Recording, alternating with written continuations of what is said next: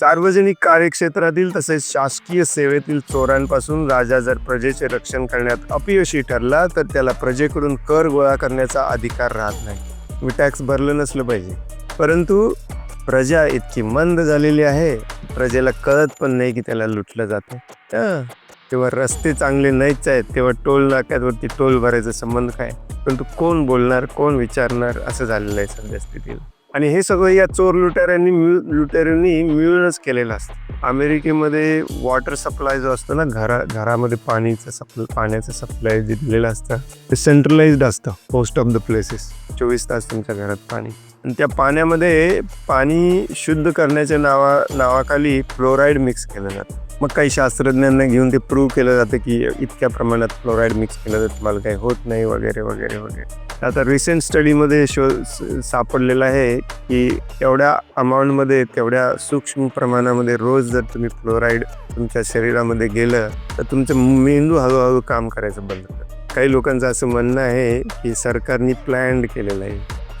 नुसतं तोंडाजवळ जरी नेलं पुण्यातलं पाणी तर क्लोरीनचा वास येतो, इतकं क्लोरीन घालतात त्याच्यावर. प्यायची पण गरज नाही. हे सगळे केमिकल्स जे आहेत ना, हे तुमच्या शरीरामध्ये गेल्यावरती सगळ्यात मोठा परिणाम होतो तुमचा मेंदू आहे. मेंदूतल्या असे पेशी नष्ट होतात जे तुम्हाला विचार करण्यासाठी, जे फ्रंटल लोब असतो, हा मेंदूचा पुढचा भाग असतो ना, तर्क वितर्क युक्तिवाद विचार विनिमय इथं असतं सगळं. याचा विकासच होत नाही. हे सगळं सिस्टमॅटिकली यांना माहिती आहे ॲक्च्युली, म्हणून करतात. आपल्याला लुटलं जातं आहे हे देखील आपल्याला कळू नये याच्यासाठी आपली बुद्धी हळूहळू मंद करण्यात आलेली.